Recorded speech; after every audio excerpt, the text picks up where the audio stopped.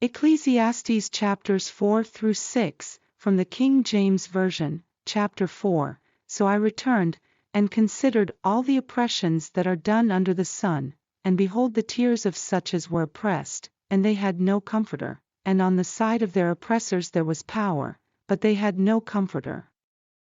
Wherefore I praise the dead which are already dead more than the living which are yet alive. Yea, better is he than both they, which hath not yet been, who hath not seen the evil work that is done under the sun. Again, I considered all travail, and every right work, that for this a man is envied of his neighbor. This is also vanity and vexation of spirit. The fool foldeth his hands together, and eateth his own flesh. Better is an handful with quietness, than both the hands full with travail and vexation of spirit. Then I returned, and I saw vanity under the sun. There is one alone, and there is not a second, yea, he hath neither child nor brother, yet is there no end of all his labor, neither is his eye satisfied with riches. Neither saith he, for whom do I labor, and bereave my soul of good? This is also vanity, yea, it is a sore travail. Two are better than one, because they have a good reward for their labor. For if they fall, the one will lift up his fellow, but woe to him that is alone when he falleth, for he hath not another to help him up. Again, if two lie together, then they have heat, but how can one be warm alone? And if one prevail against him, two shall withstand him, and a threefold cord is not quickly broken.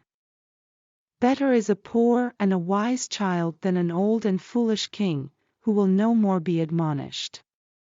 For out of prison he cometh to reign, whereas also he that is born in his kingdom becometh poor. I considered all the living which walk under the sun, with the second child that shall stand up in his stead. There is no end of all the people, even of all that have been before them, they also that come after shall not rejoice in him.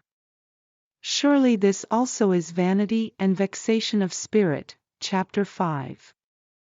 Keep thy foot when thou goest to the house of God, and be more ready to hear, than to give the sacrifice of fools, for they consider not that they do evil. Be not rash with thy mouth, and let not thine heart be hasty to utter anything before God, for God is in heaven, and thou upon earth, therefore let thy words be few. For a dream cometh through the multitude of business, and a fool's voice is known by multitude of words. When thou vowest a vow unto God, defer not to pay it, for he hath no pleasure in fools. Pay that which thou hast vowed. Better is it that thou shouldest not vow, than that thou shouldest vow and not pay. Suffer not thy mouth to cause thy flesh to sin, neither say thou before the angel, that it was an error. Wherefore should God be angry at thy voice, and destroy the work of thine hands? For in the multitude of dreams and many words there are also diverse vanities, but fear thou God. If thou sayest the oppression of the poor, and violent perverting of judgment and justice in a province, marvel not at the matter, for he that is higher than the highest regardeth. And there be higher than they. Moreover the profit of the earth is for all, the king himself is served by the field. He that loveth silver shall not be satisfied with silver, nor he that loveth abundance with increase, this is also vanity. When goods increase, they are increased that eat them, and what good is there to the owners thereof, saving the beholding of them with their eyes? The sleep of a laboring man is sweet, whether he eat little or much, but the abundance of the rich will not suffer him to sleep. There is a sore evil which I have seen under the sun, namely, riches kept for the owners thereof to their hurt. But those riches perish by evil travail, and he begetteth a son, and there is nothing in his hand. As he came forth of his mother's womb, naked shall he return to go as he came, and shall take nothing of his labor, which he may carry away in his hand. And this also is a sore evil, that in all points as he came, so shall he go. And what profit hath he that hath labored for the wind? All his days also he eateth in darkness. And he hath much sorrow and wrath with his sickness. Behold that which I have seen, it is good and comely for one to eat and to drink, and to enjoy the good of all his labor that he taketh under the sun all the days of his life, which God giveth him, for it is his portion. Every man also to whom God hath given riches and wealth, and hath given him power to eat thereof, and to take his portion, and to rejoice in his labor, this is the gift of God. For he shall not much remember the days of his life. Because God answereth him in the joy of his heart.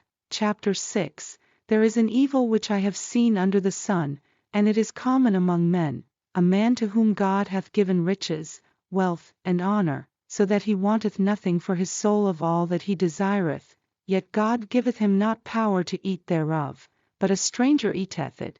This is vanity, and it is an evil disease. If a man beget 100 children, and live many years, so that the days of his years be many, and his soul be not filled with good, and also that he have no burial, I say, that an untimely birth is better than he. For he cometh in with vanity, and departeth in darkness, and his name shall be covered with darkness. Moreover he hath not seen the sun, nor known anything, this hath more rest than the other. Yea, though he live 1,000 years twice told, yet hath he seen no good. Do not all go to one place. All the labor of man is for his mouth, and yet the appetite is not filled. For what hath the wise more than the fool? What hath the poor? That knoweth to walk before the living. Better is the sight of the eyes than the wandering of the desire, this is also vanity and vexation of spirit. That which hath been is named already, and it is known that it is man, neither may he contend with him that is mightier than he. Seeing there be many things that increase vanity, what is man the better? For who knoweth what is good for man in this life, all the days of his vain life which he spendeth as a shadow? For who can tell a man what shall be after him under the sun?